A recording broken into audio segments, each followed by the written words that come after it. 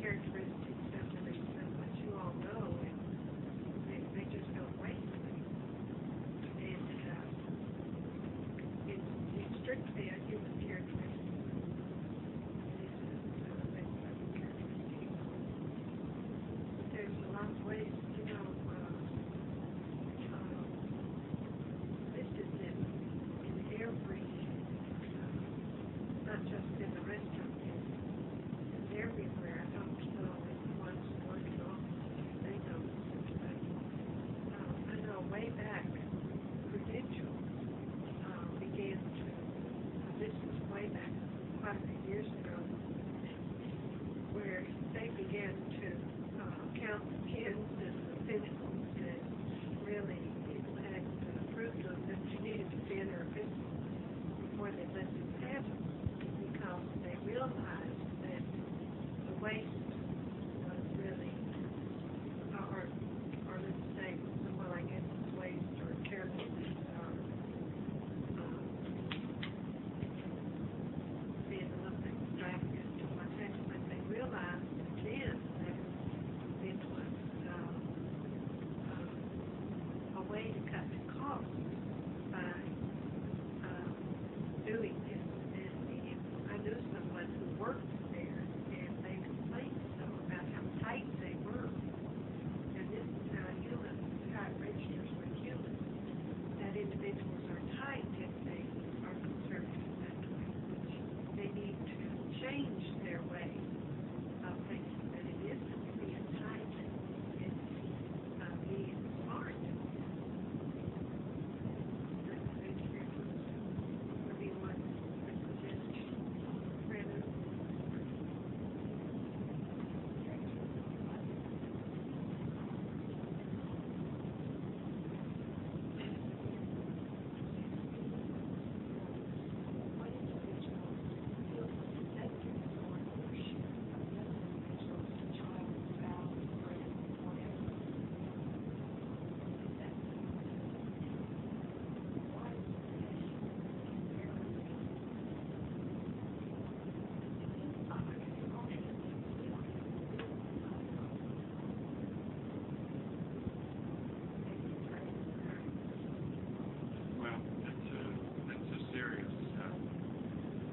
Primitive characteristic. It's related to lots of other things like jealousy, and it's really a lack of confidence, too, a lack of being comfortable with yourself, in a sense, needing to have someone else, and then you can't just have them, you have to possess them. You have to, you're not happy unless you have them account to you for everything they do, and even kind of dictate their existence. And of course, this is really, this is confusing to talk about, because the way the humans do it is completely improper and imposition on other individuals. And yet we teach you that at the next level, everybody knows it better. But they don't do it with a sense of jealousy. They don't do it with a sense of possessiveness. But it's just that it's you leave the door open for a lot of unknowing, a lot of awkwardness. If the crew you're working with, you're listening with, doesn't know everything that's going on, and so those two areas you can't compare. But that's true possessiveness of things and people. Really, it shouldn't be. They're so ingrained in their brains to be so, to need someone else so desperately that if they lose that person, they almost just fall apart. And even if they weren't nice to that person, even if they didn't like that person, they just seem to fall apart if that person leaves their life. And that's a very bad characteristic. That is breaking up to a degree as a result of the freedom that has come in the last few years of divorces and separation and all that is having some impact on this possessiveness, where people are going into arrangements more now with the realization that maybe probably the percentages are fewer now than they used to be when people would go in feeling like I'm going to own you for the rest of my life and for all eternity.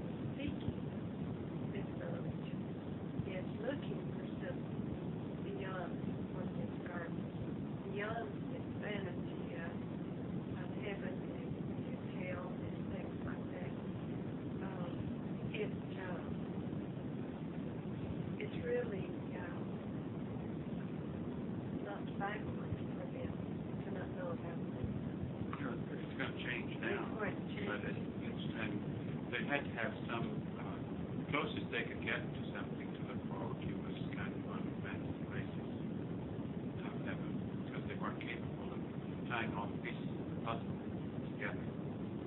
That's the reason why you still have these conflicts of humans, even in seemingly advanced societies that just can't even resolve the fight between creationism and evolution.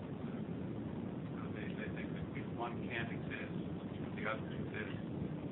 So you must realize that their comprehension is still extremely limited when they talk about things. But that's going to change.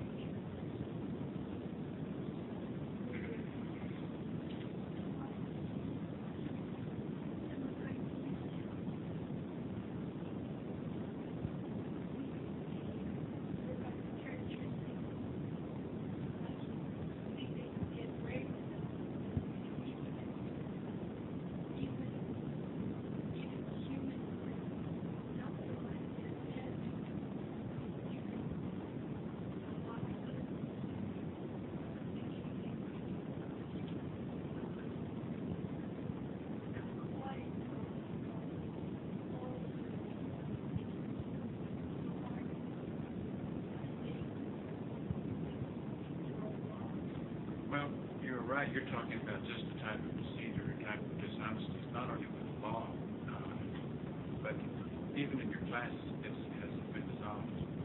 Even many of you all still have dishonesty with your own job of what you have to accomplish dealing with your vehicle. And not intentional dishonesty, but you have never awakened enough to clearly see things as they are in your own task. But it has become genetically a very strong characteristic to cling to a certain degree of deceit and to even think that it's okay. And the fact that don't question it, that's the thing, don't question it. And even people who live in a family unit, nearly every member of the family will still have their secrets.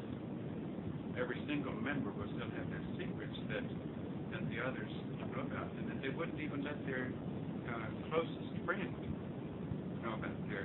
In other words, there's one little group of secrets that nobody knows about, and there's another little group of secrets that I share with my very closest friend, and there's another little group of secrets I share with my mom, or so forth. But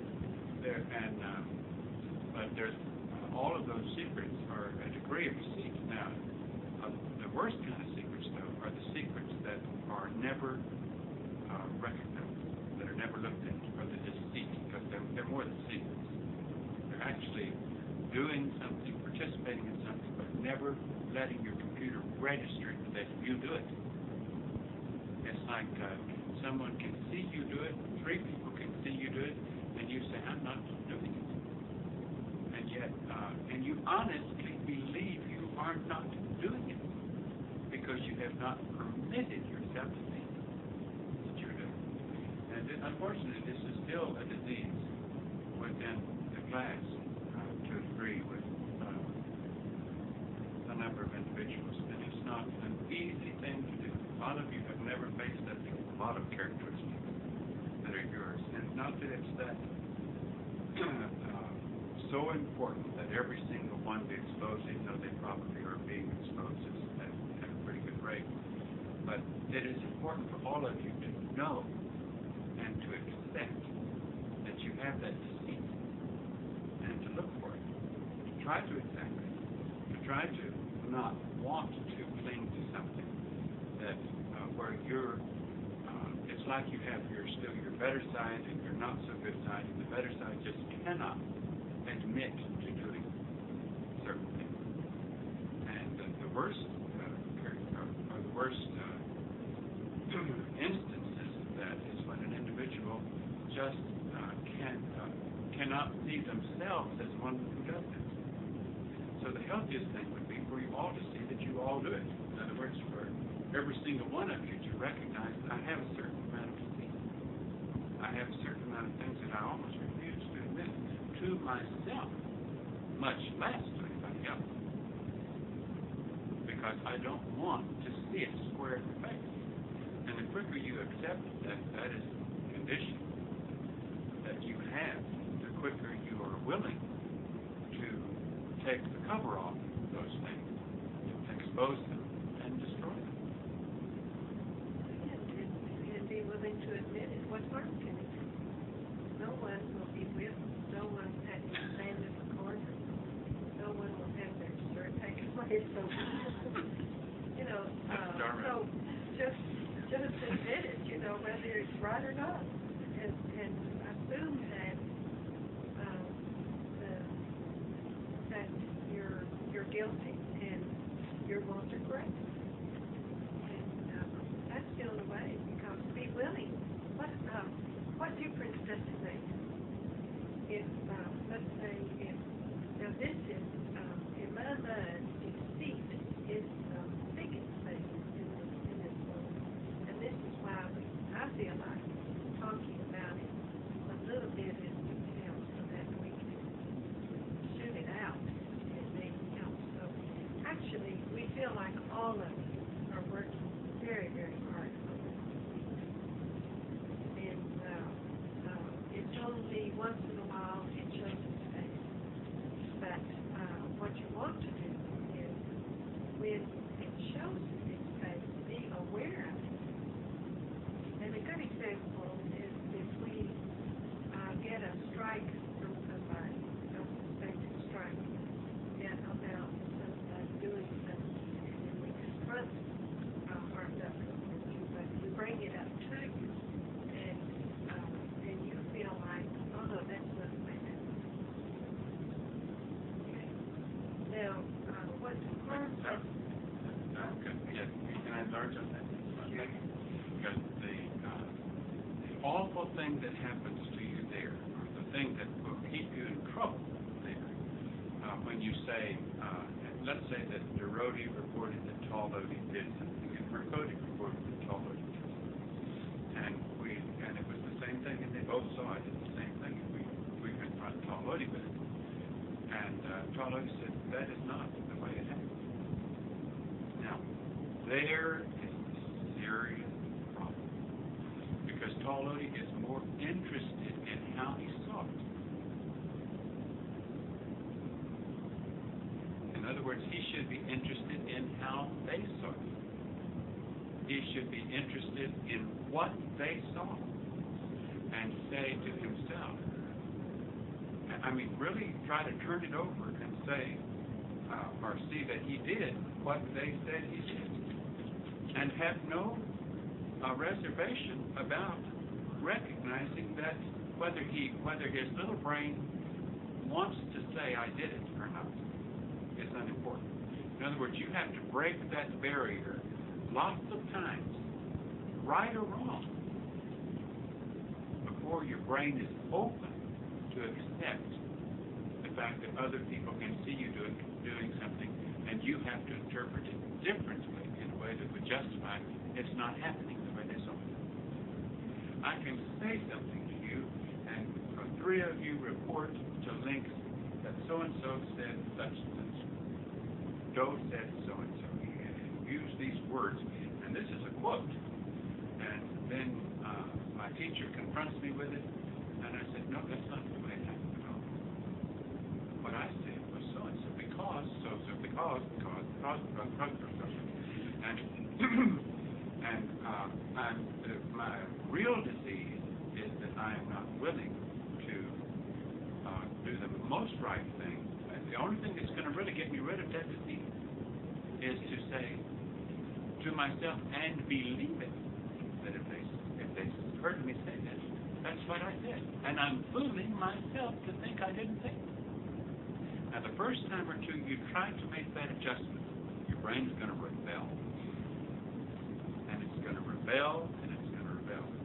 But believe it or not, when you get past that hurdle, you will begin to then see things as they are.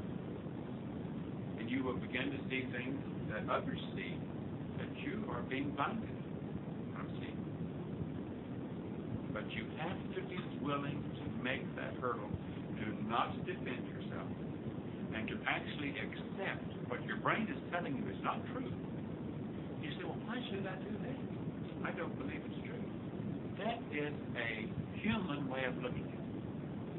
Next level way says, if you said I did it, I must have said something that sold you on what you feel. Because I certainly know you have no reason to accuse me of that. I know that you're not after me. And so I must have said something that came across to you exactly as you said, as you think you quoted me.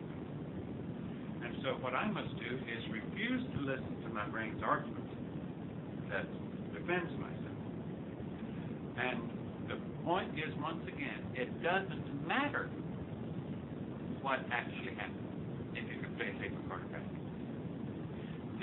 But you are the one that are preventing yourself from moving ahead if you're incapable of believing Taulodi instead of believing yourself.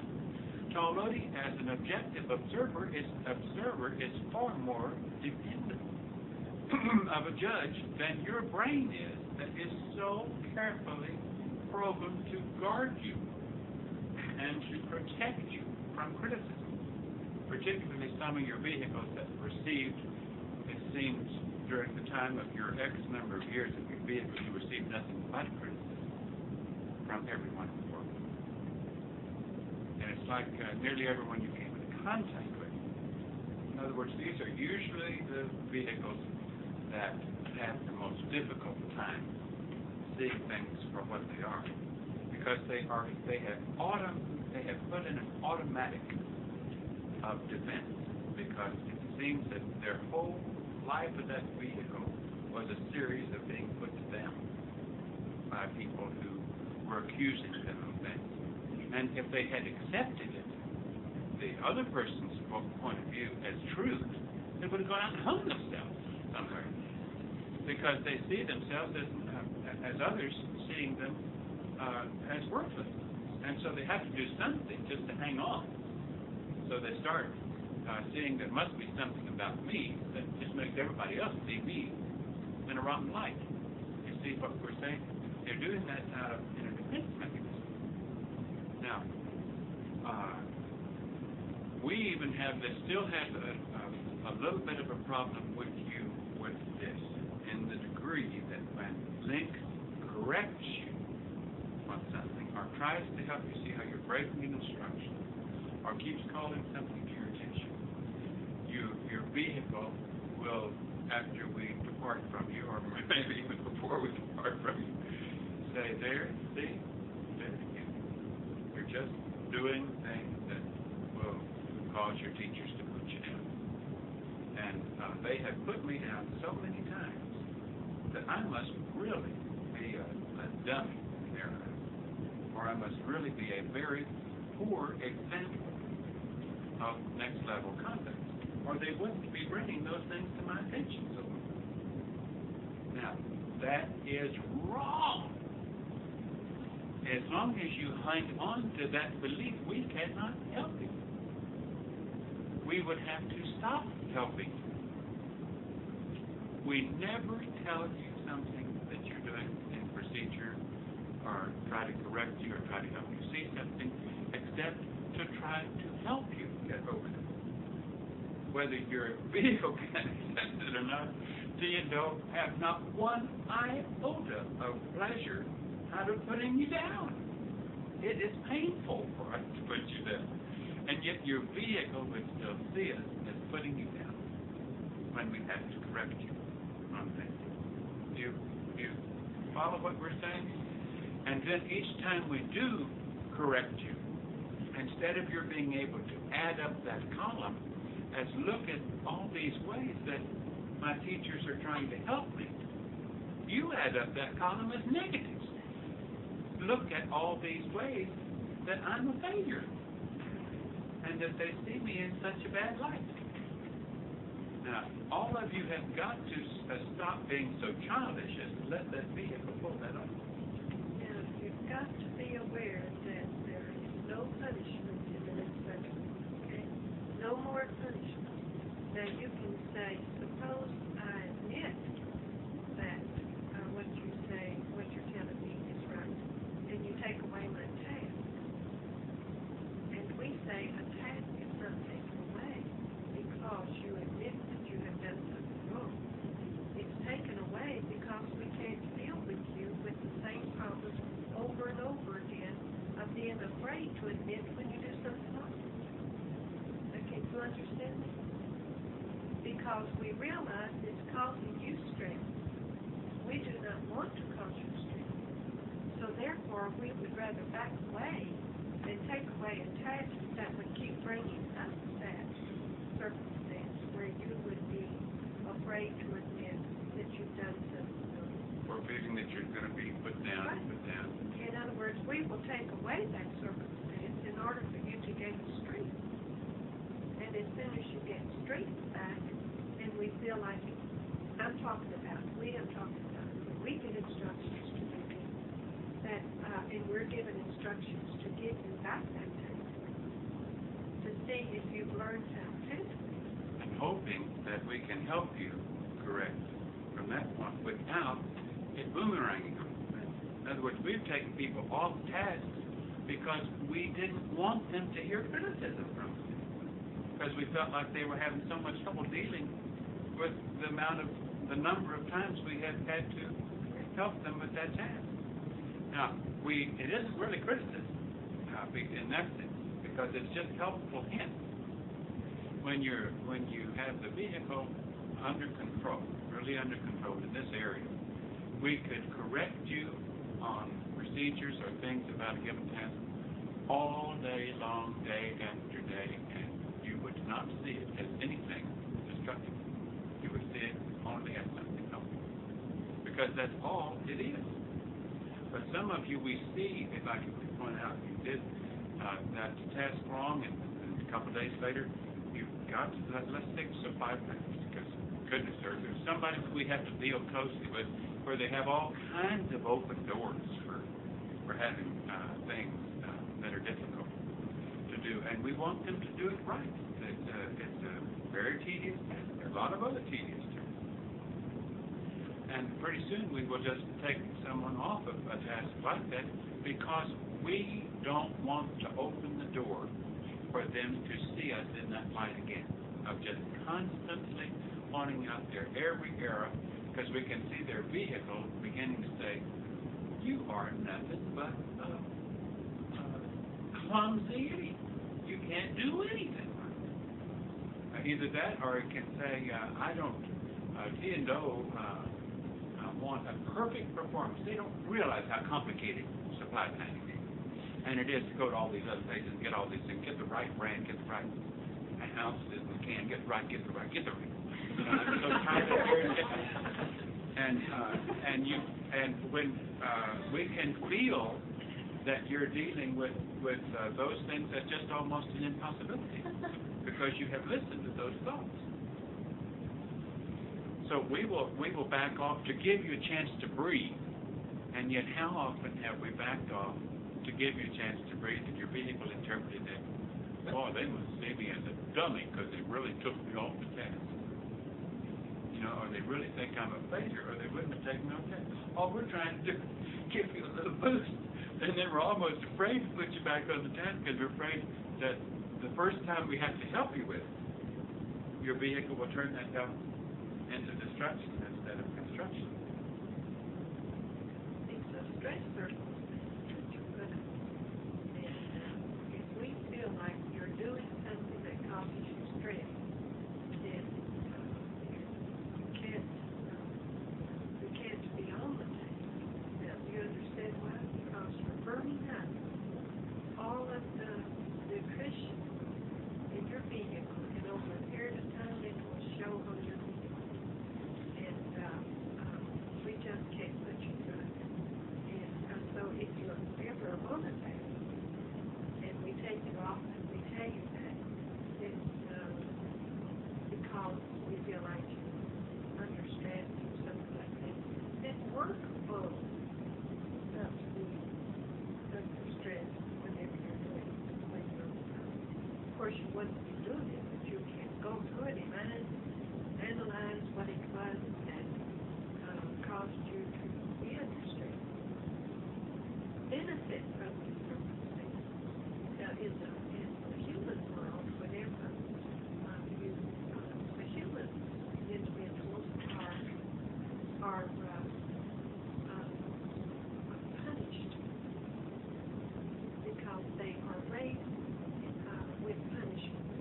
They're either fired from their job, they're either divorced, or beaten, or they're put in jail, or Don't get their diploma. they just are punished in every way. And the ones that used to want to be punished, there will not be a method to punish them. Punishment is totally. Other than the way you all are punished.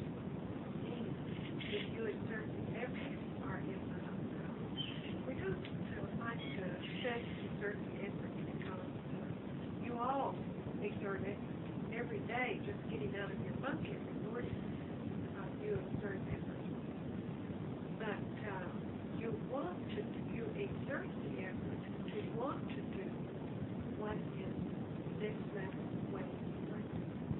That's the way you exert effort. And if those individuals in Houston, if they choose to do what is put down for them in the rules, before they have to read all the rules before they come to school. And if they agree on those rules, then they are to be expected to stick by them. No exception. And now another characteristic that goes along with this is, what if I do most of them? Is the majority of them, then I can stay used to them. Which isn't so. You have to go all the way with all of the instructions that are given to you, just like you all have to go home. Eventually, whatever you aren't doing, it usually shows up. And invariably it's something. Right? It's almost like you can't keep anything from the next level because your mind is going to put you in that position. You might claim the next level, but it's your mind putting your vehicle in the position to show a procedure that you are not practicing, or that you are not aware of, or what you refuse to do. I'm going to say something. That's something. Okay, sure. In a sense, this will be kind of like, you remember the campgrounds when we had eyes? And in the Houston area, there will be eyes watching. In a sense. Now, we're talking as though it's actually going to happen. You know it's just fantastic. So I want you to wait the rest of that Houston for anything. Do you all have to I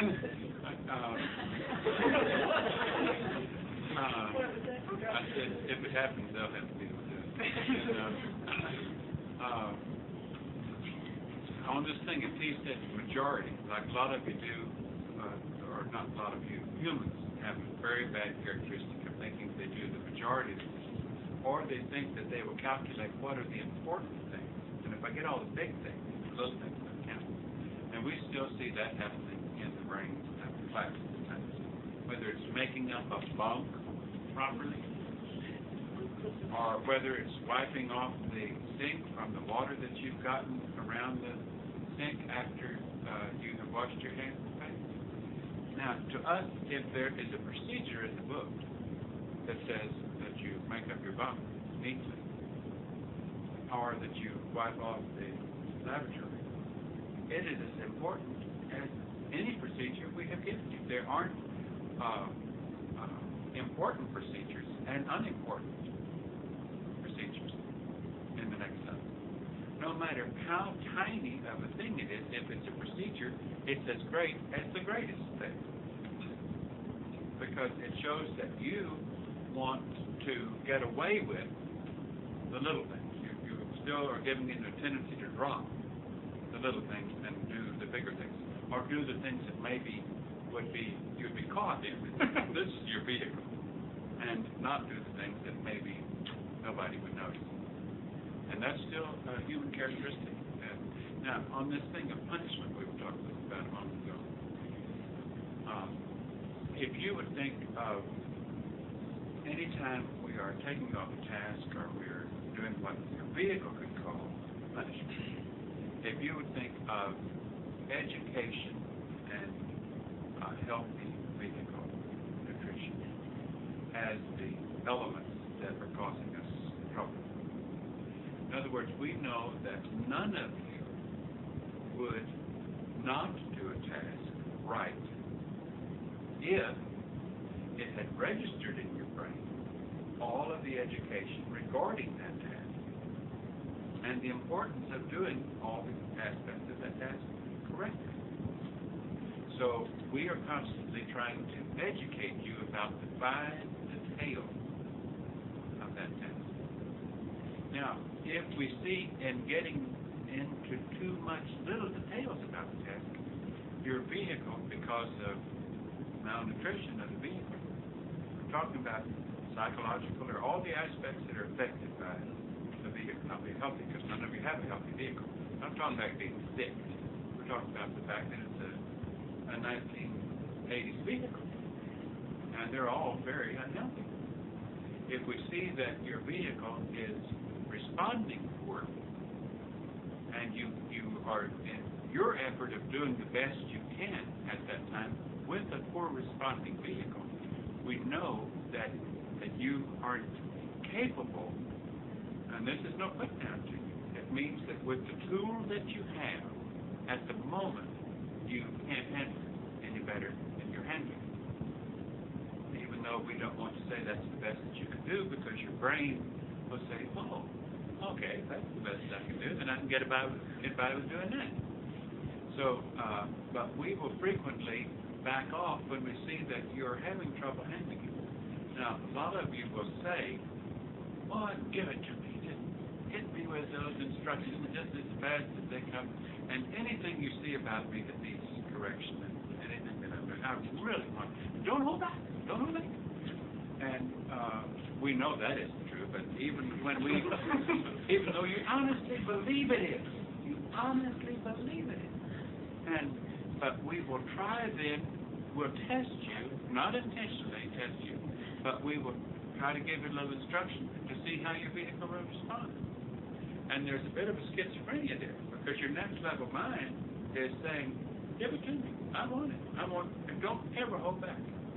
And yet your vehicle can't take but so much. And that's all of you. All of your vehicles can only take so much at certain times, depending upon nutrition, the aspects, your rest, what you had to deal with that day, everything, the whole, everything considered. So we have to kind of work this way and then back on a little bit and then moving, and sometimes we get in real trouble because you'll get in a very serious kink, and you might begin to see one of your teachers in a very human way when they're trying to help you. And we will at times be very blinded. We'll think that you are taking it, that you are accepting our help without difficulty. And it won't dawn on us that you aren't, because you're hiding it so well for a period of time. Because you want to be seen as someone who can take education on that task constantly. You want to be seen that way. It's not deceitful. You don't want to be dishonest. You want to be able to take it. You follow what we're saying? But yet, you can usually take only so much, and then something really comes into gear that shows that your vehicle can't take any more without beginning to misinterpret our intentions, or seeing one of your teachers in very human life as crabs, or just constantly picking on you about certain things.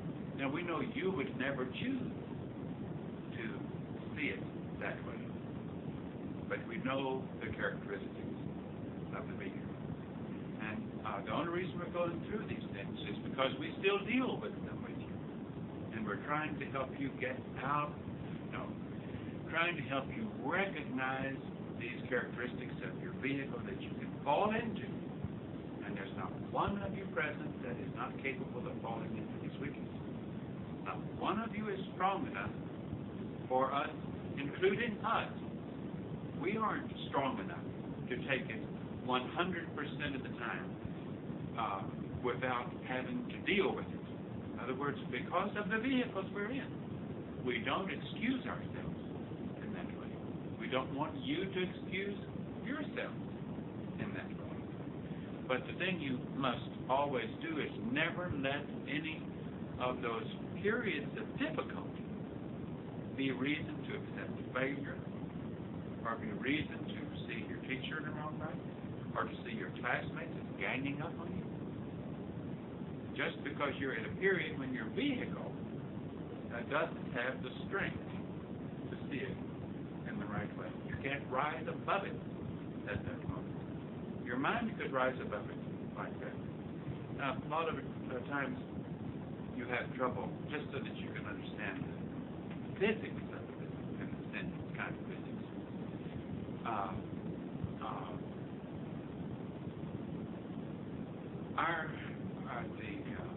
Our vehicles, because of the control that we have with these vehicles, would never say to you something that your vehicle could take as criticism or a footnote. So therefore, it is our next level mind that comes in to educate you in that moment when your vehicle could interpret it as a footnote or criticism. Now, our next level minds are bigger than your next level minds. And we may say something to you in a very gentle way. We think it might be a very gentle way. We can feel that it's a very gentle way. And your little old vehicle and even your next level mind will take it as just insurmountable, because it's coming from a next level mind that is bigger, if you can understand it. I can remember when T and I were awakening, and when T would say something to me, and it would make such a tremendous impact on me, I almost couldn't take it. And T would say, what's the matter? Why are you so affected by that? Anybody else could say that to you, and it wouldn't. And that's true. Anybody else could say that to me, and it wouldn't mean a thing to me. But for T to say it to me, even in a more gentle way than anyone else was capable of saying it had a tremendous impact. And I could hardly take it, because my next level mind wanted to please, and my vehicle saw that educational piece as a criticism. In other words, the vehicle gets in the way. Now, if you can clearly understand this principle, then not one of you would ever have an excuse for being down on yourself or thinking that your teachers or your fellow classmates are down on you. And I bet if we asked you right now, how many of you still deal with thinking that at times you might as well give up because you're just a blooming failure in the eyes of the class or the teachers, or even in your own eyes, that many, many hands have not been up. And be honest, many of you still deal with thinking you're failures. Or if you don't deal with thinking you're failures, you will counter it by thinking, I'm just tired of taking this off for everybody else. In other words, that's the vehicle's defense. It's saying, since I'm not willing to see myself as a failure, I'm going to just see that I'm not so bad after all. It's all you and you that are after me. Now, you've got to understand this, because if you can understand this clearly and get your minds to put this in your brain, you won't listen to things that will be so destructive to you. There's not a single person sitting here, not a single next-level individual sitting here in a human vehicle that Link is not extremely proud of. Not one. Not one. Not one. Not one.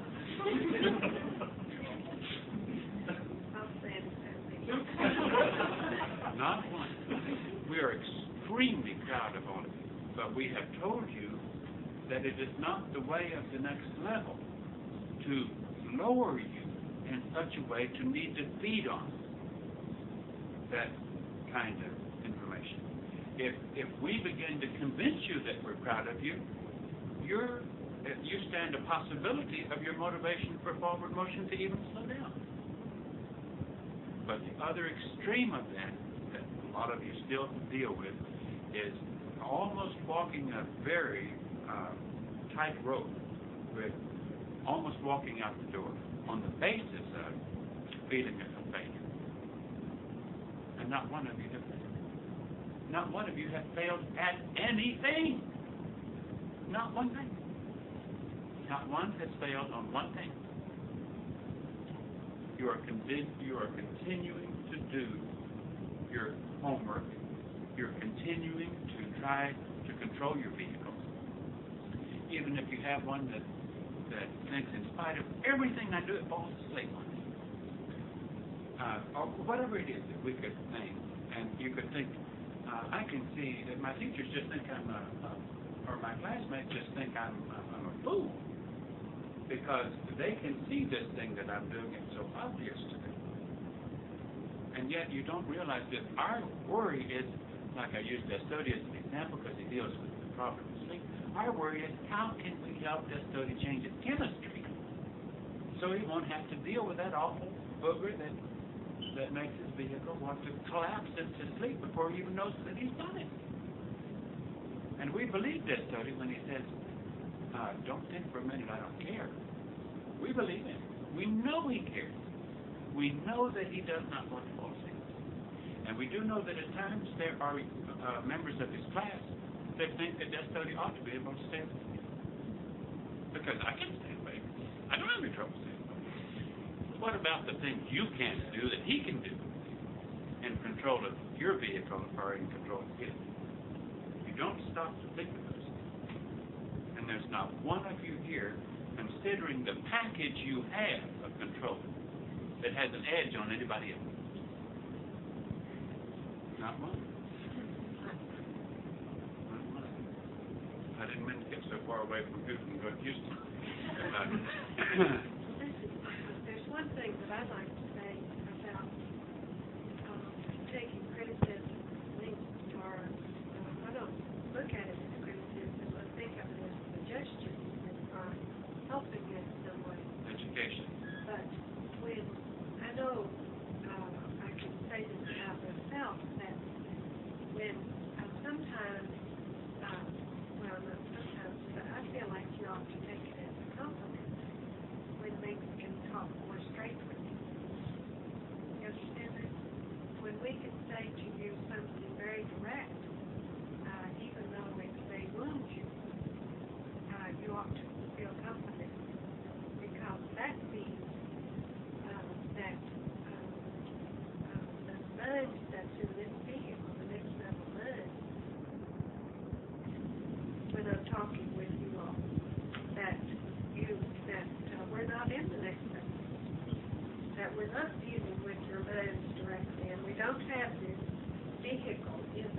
which means that your conduct must be okay, even though you may not be doing something right.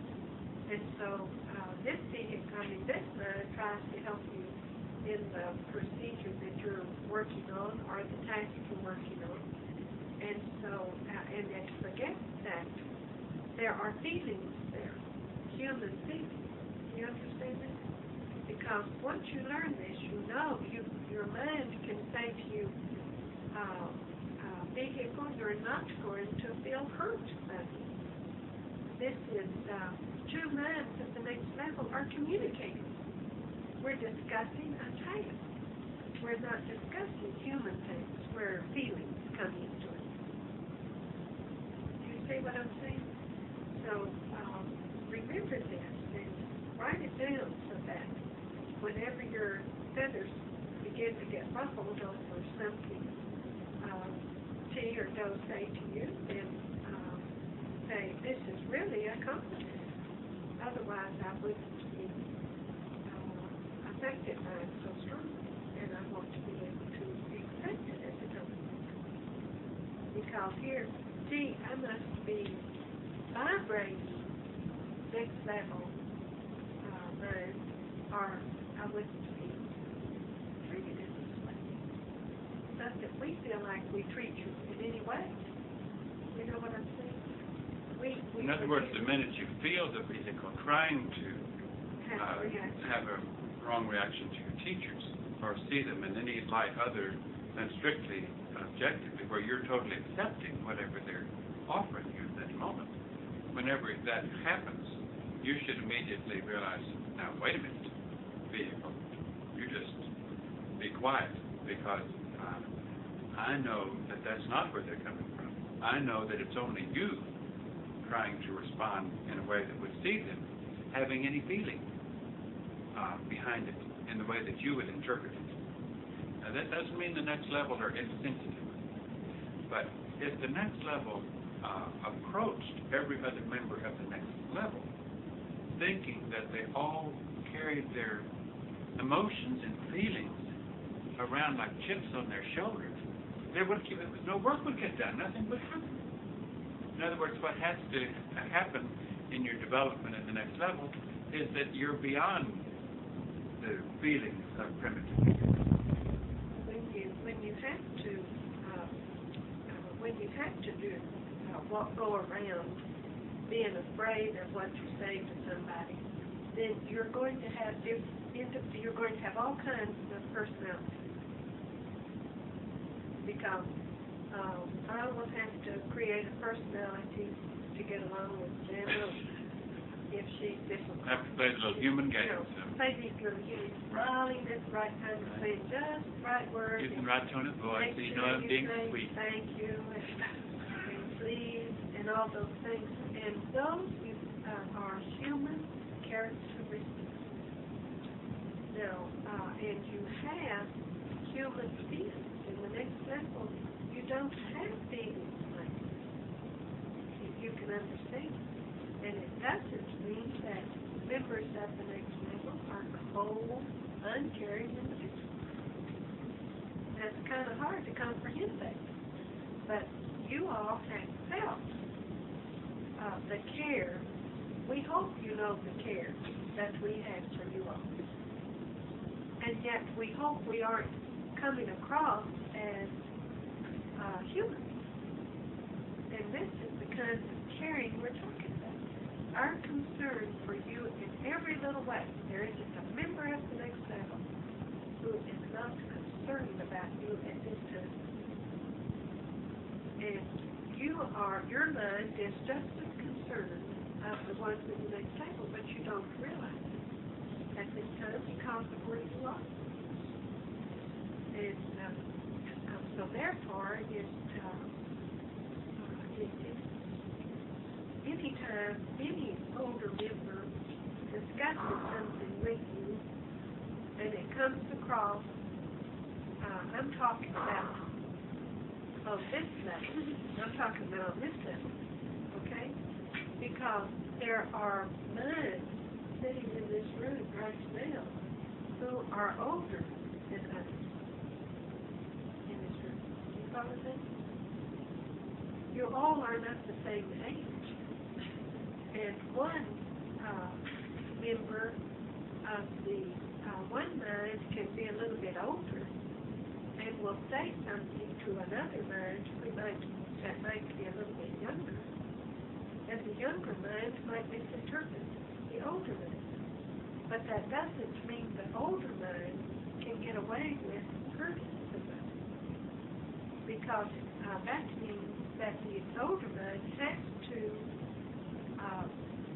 be aware that what is coming out of the vehicle's mind is hurt. And they have to be careful in how they do it. Now that's how you all play the game, okay? That's how you are able to get along with each other under these circumstances. A truly older mind is very skilled, or works to be constantly very skilled. That's not abusing that relationship with younger minds. It's like a little child, you know, if you're in contact with a little child, you would, if the child was in this room here and went over to pick up that little thing off the table, you wouldn't say, get your hands off of that. If you did, that would probably frighten the little child and it'd start crying. And so, what you would probably try to do is gently take the child and get the child interested in something else. And saying very gently, oh no, this don't taste bad, you know, whatever they say to the child. And this is how you want to treat each other. You want to treat each other as younger children, younger minds, and to be kind to them and be respectful and be considerate and be tolerant. And because you're in the process of your doing all these things, you are bringing your next level mind more to the surface and making it a better place for your next level mind to come to the surface. To make it.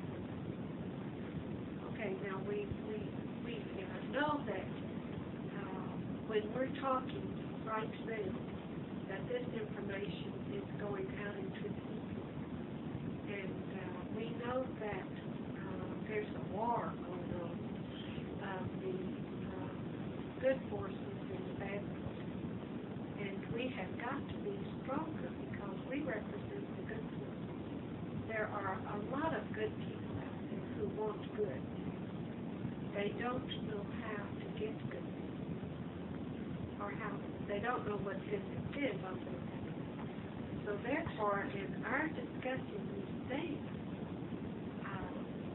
it gives them ideas on what goodness is. In other words, if an opportunity comes their way to use some of this information, they can use it if they're trying to be good. Can I use another sentence? That in case your vehicle responds to understanding this goodness or badness, its advancement as against ignorance. I mean, goodness is moving forward toward eventual beginnership, and that's we all understand it. Goodness is advancement toward one day being a beginner next level. That's what goodness is. Goodness is not sweet. Goodness is not religious goodness. Badness is holding you in ignorance. Evil holds you in ignorance. Now, holding you in ignorance so that you will be a slave to the forces that would like to control or continue to be able to use you in that way. It's almost as if the lower forces, now we're talking very straight talk, and don't misunderstand it as religious talk, because it's easy to misunderstand as religious talk. But there are actual individuals with one at the helm who would prefer to hold this world in ignorance and use this world in the ways that it would use it. And then there's it keeps them blinded from the fact, it keeps humans blinded from the fact that it is using them. It has them all thinking that if they do what they tell them to do, they are truly independent. And you should be mature enough to see exactly how that game is played. You should know exactly how the lower forces do that. The next level, in other words, the lower forces are saying, I don't want the next level to have you. These are mine. Almost as if the next level has put these lower forces here, and the lower forces are saying, I'm here, I'm on your garden, I'm going, since I'm here and I'm strong and I am wise, I'm going to keep control of the plants on this garden. And that's the war he's talking about. And it is a definite, realistic battle. But there's no way they can win. There's no way they can win. They won't fight, but there's no way they can win. They will convince you, if they can, that they have a chance. But there's no way they can win. Even at the next level, wipe it off and start it over again. There's no the next level would even know how to do that without any waste. Believe it or not, without any waste, they could do that without discarding everything. Even though it would appear that they had wiped it off and started over again. You just have no idea how to advance the next level. Now, we're talking about advancement. We're not talking about spirituality. We're not talking about the good guys as against the bad guys. We're talking about advancement. It's just like there's not a scientist on the face of this earth who can recognize that plain old scientific advancement that the next level has would baffle their little old primitive brains so that they would see it as magic. When it's plain old cut and dried thousands of years advancement ahead of them. But it's the more you get advanced, the more the rules become rules of the next level. Do you follow that? It's like each advancement scientifically and all has the emphasis on the rules of the next level. And that's the way it works. Now, the best way while the next level is in close, here's another little sermonette, but I just can't pass it up. The best way while the next level is in close with your presence here and with the information that we are putting out, that the lower forces can work against that, is to have humans constantly spending themselves, their energies in lower ways, even spending their chemistry sensually. That's one of the best ways to hold them in their control, to have them addicted to the drug that is produced by that act. There are actually two drugs in that experience of stimulus and an end result of spending. The first drug, there's no harm in it. The first drug can even be a healthy drug, a productive drug in your chemistry. This is even how the Tibetans and the Theosophers and the mystics and the metaphysical and so forth, hierarchy and all, got into the things that some of this class was into with Hank, and recognizing things that they called eugenics, even though it was twisted and it was out of the way.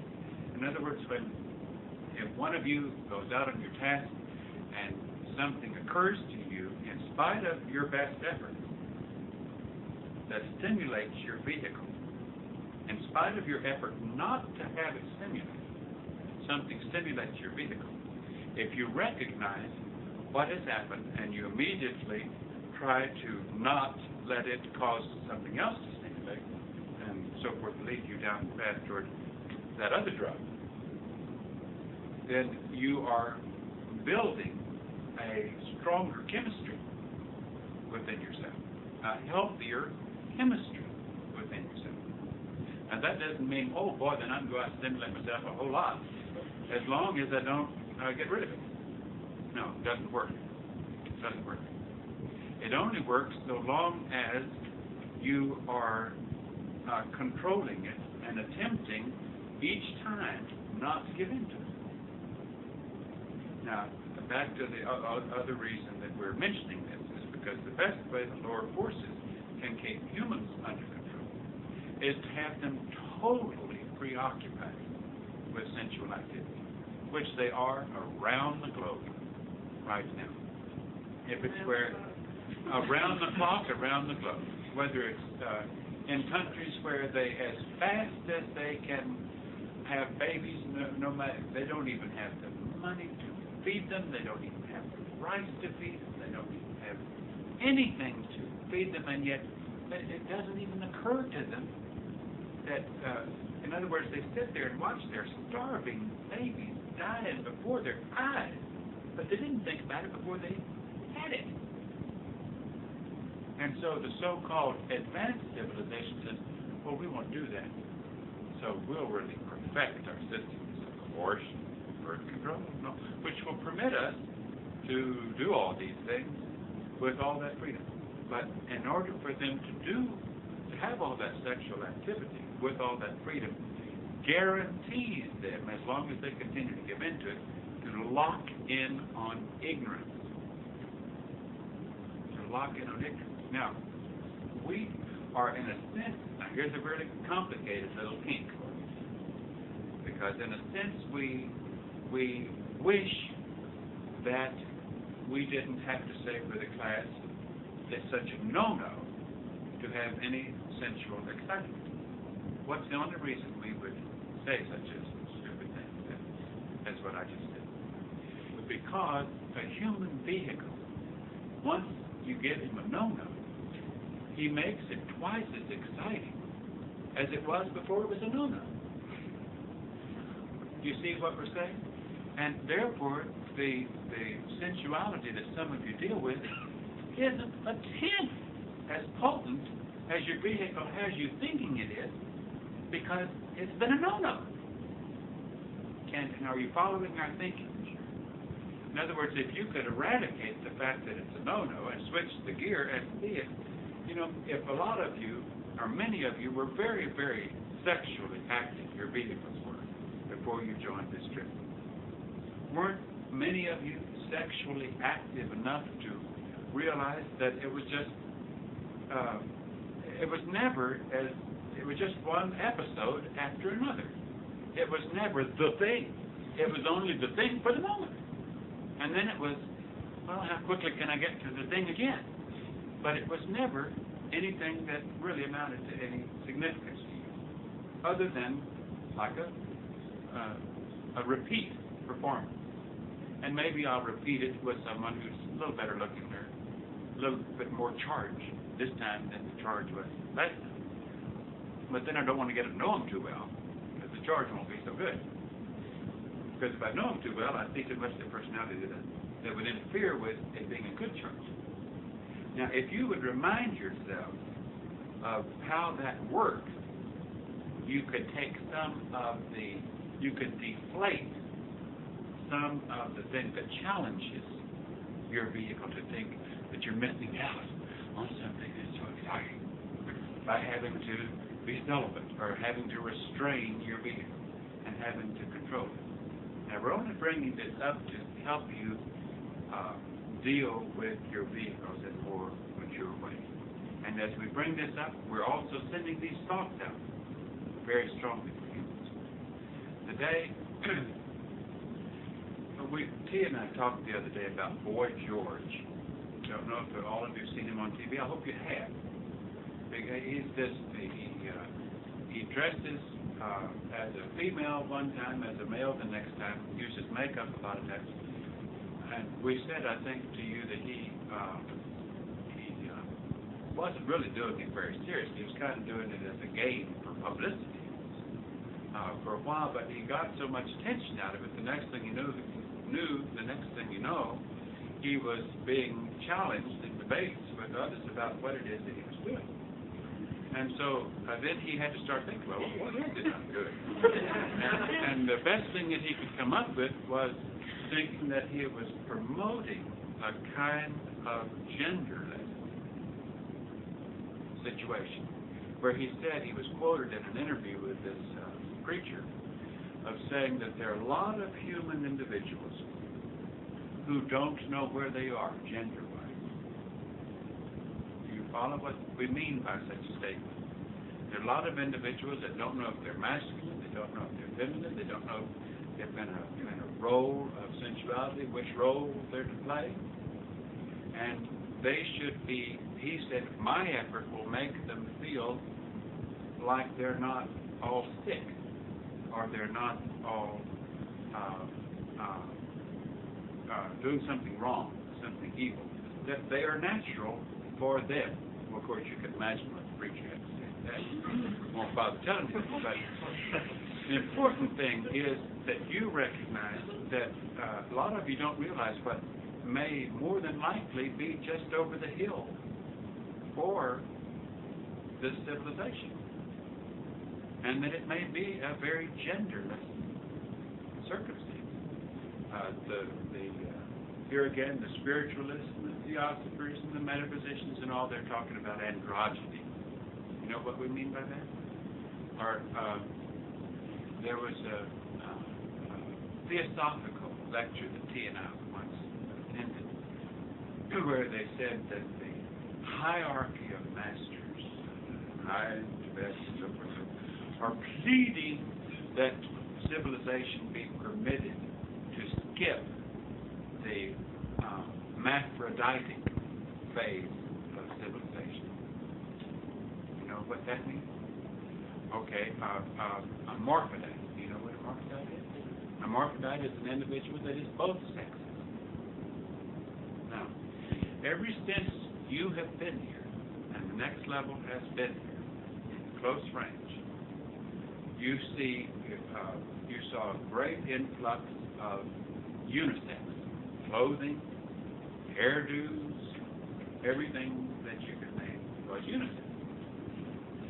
Now, it's a perfectly natural thing for the genders to begin to lose their identity at this phase of civilization. Now, and so therefore you shouldn't still have such masculine or feminine thoughts as to be opposed to such ideas.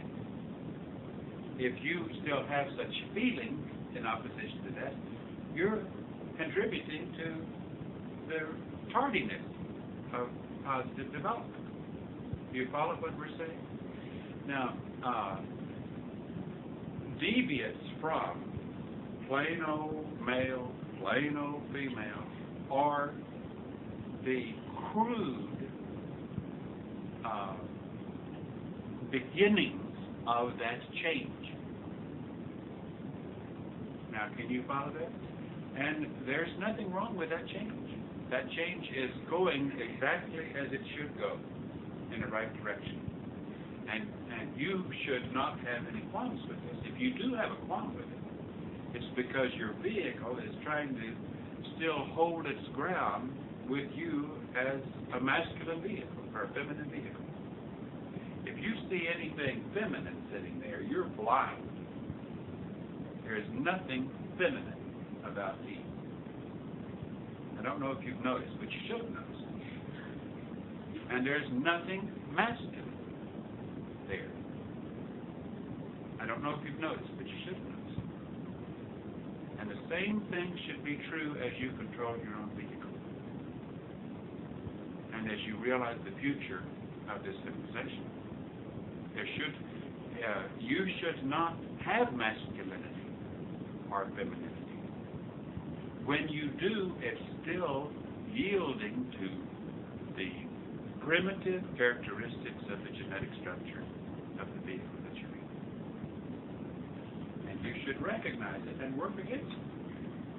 Because you shouldn't have that consciousness. If you're still conscious of being a female or a male, you're no different than our fighting with somebody over being racial consciousness, or something. You're doing the same thing. That's the reason you have these strong trends of women's lib and all of these elements to bring equality to individuals.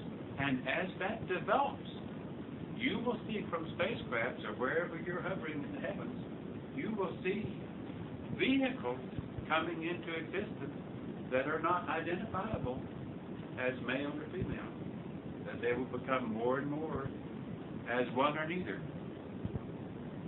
And then as they choose their conduct from that, they will develop more in the right direction as they control their conduct.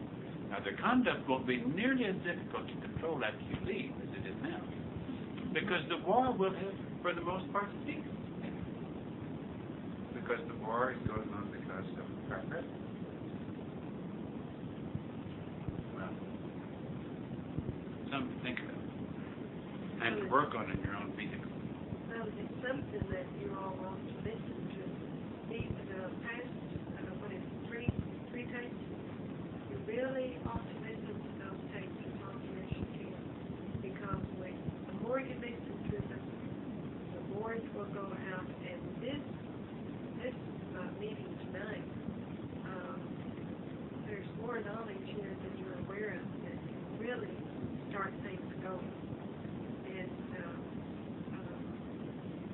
I don't really think we ought to go any further, because if you agree, Yes. because it's really potent. And if we can get this going, we will have accomplished both goals. It is going to go. There's no way that it isn't going to go. But the more force we put behind it, the more quickly it will go, which is our concern.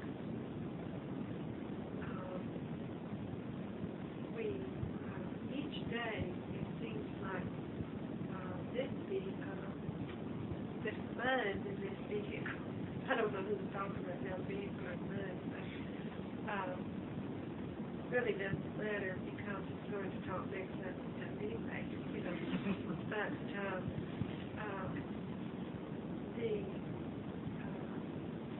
the time element that's involved in this task determines the change in what, in other words, the things that have to happen. You understand that? We're here, all of us are here at this time in order to change this world to be what it is supposed to be. In other words, back 2,000 years ago, when Jesus was here, and he sent his disciples out to spread the good word, which was bring the humans up to a higher level. That was the way they put it in. This is what they were actually doing. Raising them a little bit more refined on the,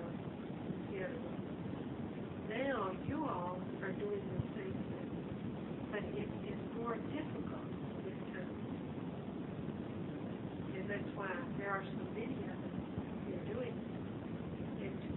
Because we are taking the humans up to a level where they will get rid of a lot of human characteristics. Things that are obsolete, where they will become more refined. That doesn't mean that they will step into the next level. We're not talking that far. But that is, they are moving closer to this, where they will be graduates that will go into the next level. Now, this task requires an awful lot of mental energy. And the only way we can get it going into the strong is for all of you to think about what we talk about every moment that you can. Now, we know once you have an autocrat task, you have things you have to think about at your work. And if you ever have an opportunity while you're on lunch break, or if you happen to have what the humans call a coffee break, then try to think about it. I think they can think about them even as they do many of their tasks. If you can, we're not saying if you can't. We're saying if every time, every moment that you can, don't waste it on thoughts that are not important.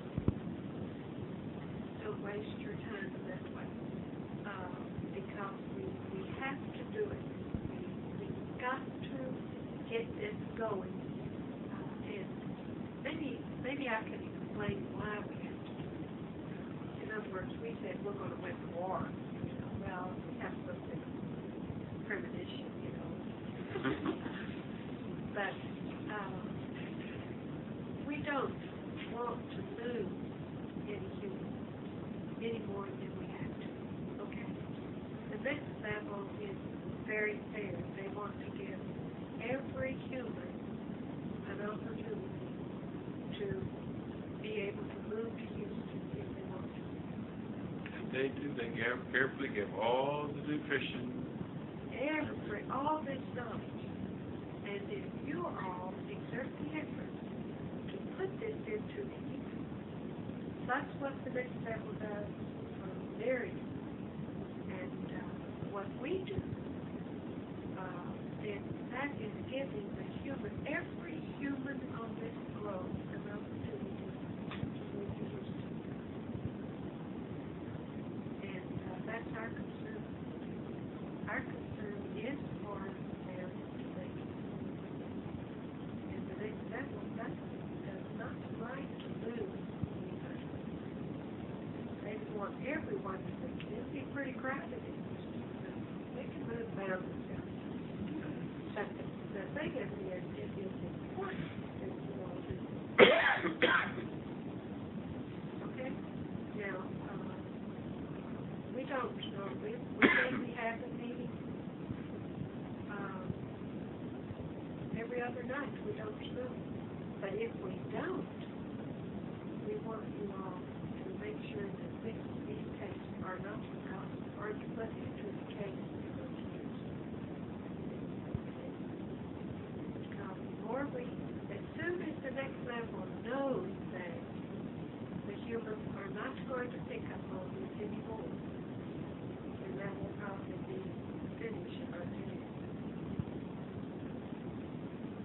But they will give them every opportunity. They're not going to wipe them out like they did in Harvard or Lincoln. They will just fade away, just like a rose